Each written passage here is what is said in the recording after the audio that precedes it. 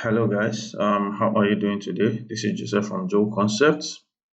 I hope you're doing very well. So today we're going to be looking at something very interesting, and I have this clock which I have already modeled.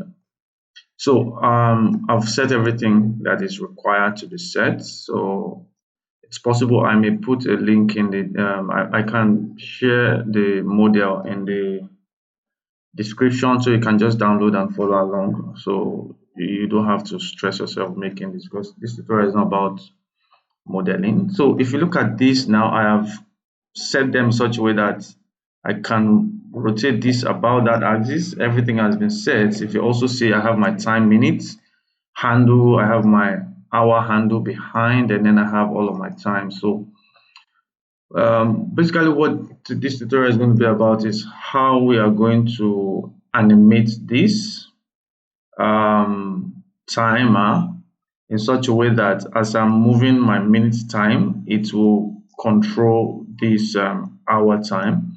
And so I don't have to manually keyframe this or move this first before moving this. I want everything to be automated. And I will just quickly show you what most people would think of would be the solution to it, but the problem is it would not really give us that control, and it won't be precise or accurate as possible, and that is creating a constraint. So if I want to create a constraint here, if you go to the object and you go to constraint, you notice that these are all the constraints you have. The only thing you have here that relates with the rotation right here is copy rotation. You can see that it's just copy rotation or limit rotation. You don't see any other thing that talks about having more control to set that how do I put it, the extra control to now drive this other object. So if I were to add a copy rotation now, and I want to rotate by this, if I hit my N key and rotate, you see that I'm rotating about my Y. So the first thing I want to do is, let me even lock the axis that I want. I don't want my X and my Z for both objects, X and my Z, so that even if I come here and I rotate, I'm only rotating about my Y axis. So if I select my hour clock and I go to my constraint and I say copy rotation, what that would do is that it's going to ask me to select the target. So I want the minute to be my target. And so what that would do, I will also need to tell what angle I want to rotate. Remember, I want to rotate about only my Y axis. So you just need to pick the Y axis, because you really don't need the X and Z. So what that would do now is, if I select this and I rotate, it will follow it all through, and that's not what we want. All right, so this would not really solve that problem we're looking for. So instead, I'm going to delete this. Instead, what I will do is to create a driver, and that driver will give us even more control. So driver basically is uses mathematical algorithm to create relationship between objects. So how do we do that? So basically, when you are running a driver, you create the driver on the recipient of the relationship you're trying to create. So because I want the hour to be the recipient of the relationship I'm creating to this, I want this to drive the hour. So that means I'm going to run that driver on top of my hour. So once I select the hour, time hour, and then I'll come to the rotation that I want to drive, I'll right click on it. You see this option that says add driver. Once I click on add driver, the first thing you notice is that the color on this axis turns purple, and you also see some an icon or a dialog box that shows. Once you move your mouse away from the dialog box, it disappears, but it's not a problem. You can bring it back by just right clicking on that same guy, edit driver, and then it will show you. So for any time you move out, it disappears. You can just right click, edit your driver, and then that driver will show up right here. So let's look at what this is telling us. You can see that the property, this driven property, is on my time hour, and then we have the what kind of driver do I want to have? Is it going to be average value, sum value, scripted expression, minimum value, maximum value? So I just want to leave it at the scripted expression. And then after you've left this there, the first thing you want to do is to tell Blender what object I want to be the target. All right. So right now I'm creating a driver on the hour. I need to reference an object. So you come down here where you have your object, click on the eyedropper, choose the minutes. Once you choose the minutes, right click, nothing happens, all right, but it has chosen the minutes.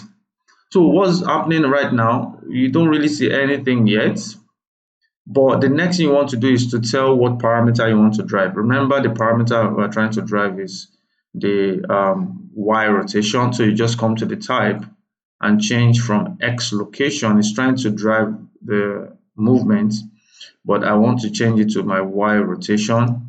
And once I do that, again, nothing happens because I need to now run an expression on this object. But before we run the expression, let's try to rotate this. If I rotate, see that I don't see anything happening. Nothing is happening here. And the reason is because if I go back here, the kind of the expression we have is just saying the variable plus 0. So this variable of this object is currently 0, and you're adding 0 to it. Nothing is happening. All right. So what we're going to do is we want to just come here and change this from this plus 0. And so how do we get the value? So before we even get there, let me just press enter and see again. If I rotate, still nothing happens. So if you notice, look at your time in the clock. You have how many counts before you get to this starting. If you continue counting, it will be 12. 1, 2, 3, 4, 5, 6, 7, 8, 9, 10, 11, 12. So I want the hour hand to move to this first hand when this goes back and make 12 counts. All right. So that's just how that works. All right, in 360 degrees you need to have that 12 count for us to have the next half, which is the 30 degrees, which is required. So what I'll do is I'll go back and right click here, edit driver, and then just say variable divided by 12, just the variable slash 12, and press enter. That's just all you need to do here. So if I select this now and I rotate, as I'm rotating, this is meant to affect these, but let's go back as well and see what is happening. So we have this minute selected, we are changing the rotation. I think everything is fine. Oh, driver. So sorry, I missed that. So we need to have that also enabled.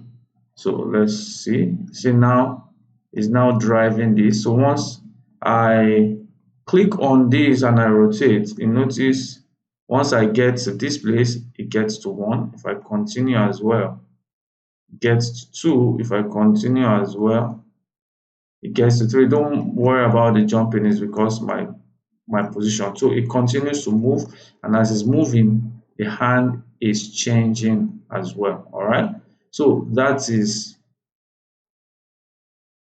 that. But now the problem here is that it's actually working.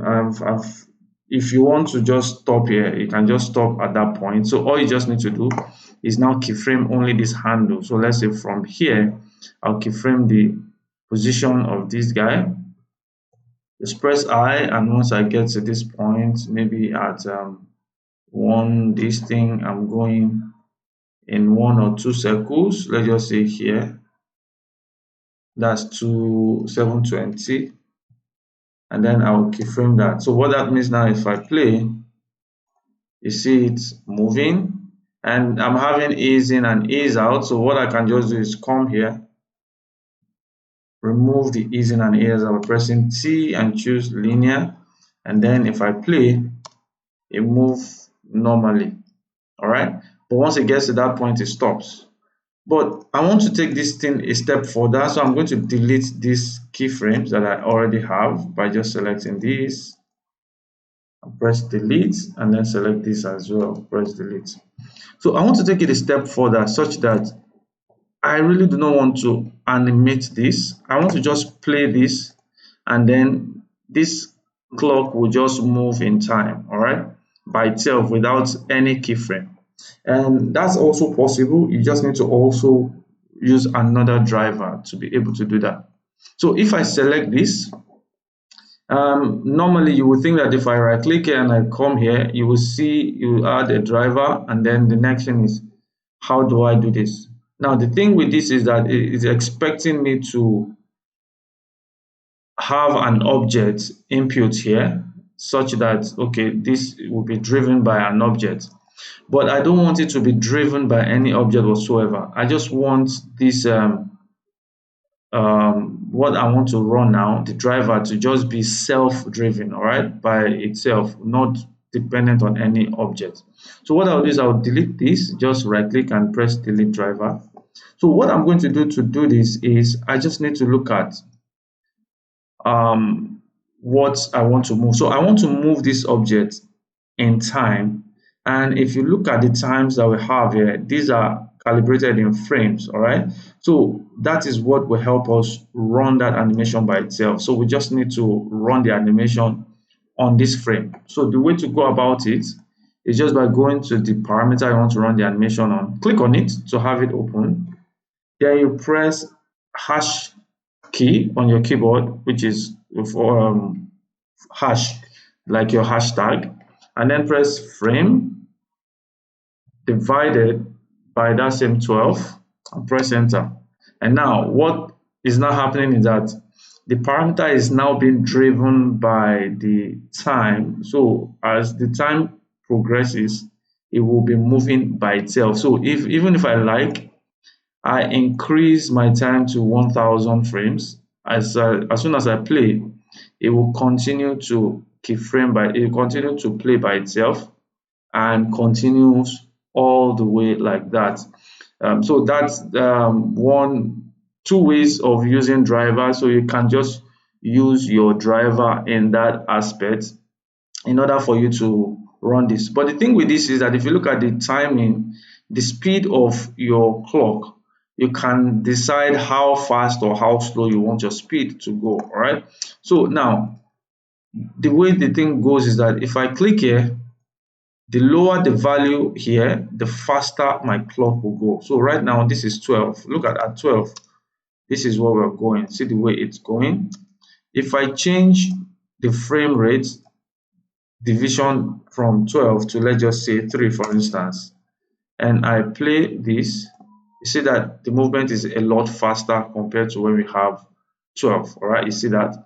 If I go all the way to, let's say, instead of 3, let's say 1, and I play, you see, it would even be a lot more faster than that. So the timing you want to have for your animation will be dependent on that value you have right there. So if I come back here, I want it to be a lot slower than that 12. Maybe I'll just go 16, and then if I play, see that still slow, but it still keeps to that first parameter or driver that we have for this guy that you can see right here. So that is what I wanted to share with you guys today, and I just felt that it's something that is interesting that you can work with. And so I think this is the end of the tutorial, just looking at two ways you can use your drivers, and you can actually use it to create stuff without even doing anything. You just automate it. So if you feel that this was helpful, please do give me a like and a thumbs up. And if you're new to my channel, please do subscribe, because I do tutorials like this every time. You have a wonderful day, and God bless you. Bye. Sorry, and hope, by the way, if you have your model and you're trying to animate it, you notice that it's not going the direction you want, it's going the opposite direction. It's a very quick fix. All you just need to do is come to the value. You notice this is going the right direction. Now just imagine it's going the opposite direction, or I want it to go the opposite direction. All I just need to do is come to the driver and put a negative sign in front of my frame. By the time I play now, it goes the other way. All right, so that's just what I missed out, and I thought to quickly share with you. So enjoy yourself. See you in the next one. Bye.